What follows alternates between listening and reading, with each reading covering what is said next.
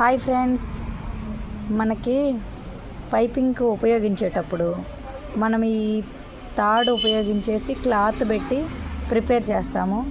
కానీ కొంచెం అర్జెంట్ అయినప్పుడు మనకు షాప్లో దొరికే మెటీరియల్తో కూడా స్టిచ్చింగ్ నీట్గానే చేయొచ్చు పైపింగ్ని. అలాంటప్పుడు ఇది స్ట్రైట్ కదా ఉండేది, మనకు స్టిచ్చింగ్ పైపింగ్ నీట్గా వస్తుందా రాదా అని అందరికీ డౌటు. అందుకని కొంచెం చూపిద్దాం అనుకుంటున్నా. చూడండి, ఇది హ్యాండ్కి వేసాను, నీట్గానే వచ్చింది లోపల బయట. అది ఎలా అన్నది చెప్తాను. ఫస్ట్ లైనింగ్కి స్టిచ్చింగ్ చేసుకోవాలి. తర్వాత ఈ ఒరిజినల్ని ఇలా తిప్పి పెట్టుకొని ఇలా స్టిచ్ చేసి తర్వాత ఇలా తిప్పేసుకోవాలన్నమాట. ఇలా తిప్పి ఇలా పెట్టేసుకుంటే నీట్గా వస్తుంది. చూడండి, ఫస్ట్ ఇలా స్టిచ్ చేసేసుకొని తిప్పేయాలన్నమాట. అయితే ఇది హ్యాండ్ కదా, ఇది స్ట్రైట్గా ఉంటుంది కాబట్టి ఆ హ్యాండ్కి ఎలాగో నీట్గా వస్తుంది. నెక్కు వస్తుందా లేదా అని డౌట్ వస్తుంది. చూడండి, నెక్ కూడా బ్యాక్ నెక్ చాలా నీట్గా వచ్చేసింది ఫినిషింగ్. చూడండి, లోన పెట్టేసి నీట్గా తిప్పా. కానీ ఇది చూడండి, మనము లైనింగ్ కుట్టినప్పుడు మనం కట్లు ఇచ్చుకోవాలి, ఖచ్చితంగా కట్స్ పెట్టాలి. కట్స్ పెట్టుకొని తిప్పేస్తే మంచిగా నీట్గానే వస్తుంది ఫినిషింగ్ ఇదైనా సరే. చూడండి, ఫ్రంట్ పార్ట్ రౌండ్ షేపే కదా, రౌండ్ షేప్కి ఇగో చూడండి నీట్గానే వచ్చేసింది. కానీ ఫ్రంట్ పార్ట్కి కూడా ఖచ్చితంగా మనం తిప్పేసేటప్పుడు కట్స్ ఖచ్చితంగా ఇవ్వాలి.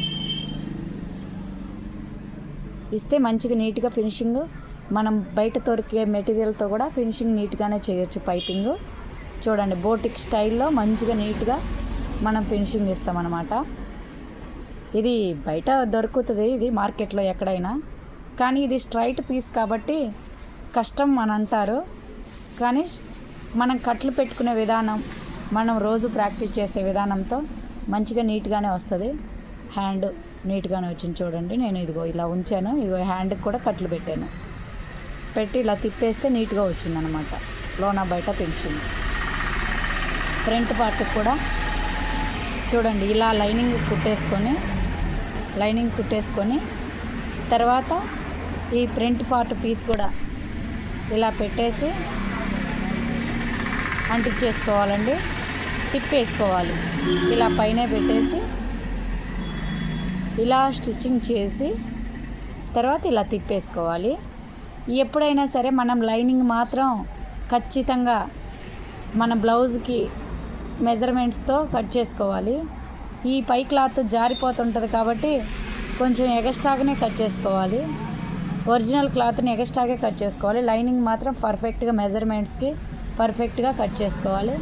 అప్పుడే మనము ఎటు వెళ్ళకుండా క్లాత్ నీట్గా ఫినిషింగ్ ఇవ్వగలుగుతాం. చూడండి, బ్యాక్ నెక్ చూడండి, ఇంక ఇలా స్టిచ్ చేసి నేను ఎగస్ట్రా ఉన్నదంతా తర్వాత కట్ చేస్తాను. స్టిచ్చింగ్ చేసి ఇలా ఎగస్ట్రాలు అప్పుడు కట్ చేస్తాను. అప్పుడు నీట్గా వస్తుంది ఫినిషింగ్ మనకు బ్లౌజు.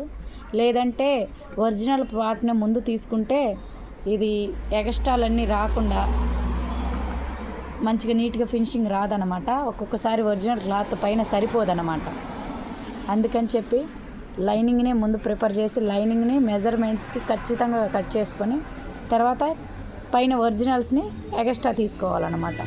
అప్పుడు నీట్గా ఫినిషింగ్ ఇవ్వగలుగుతాం. సో మార్కెట్లో దొరికే దీన్ని కూడా ఉపయోగించి స్టిచ్చింగ్ నీట్గా చేసుకోవచ్చు. Okay friends.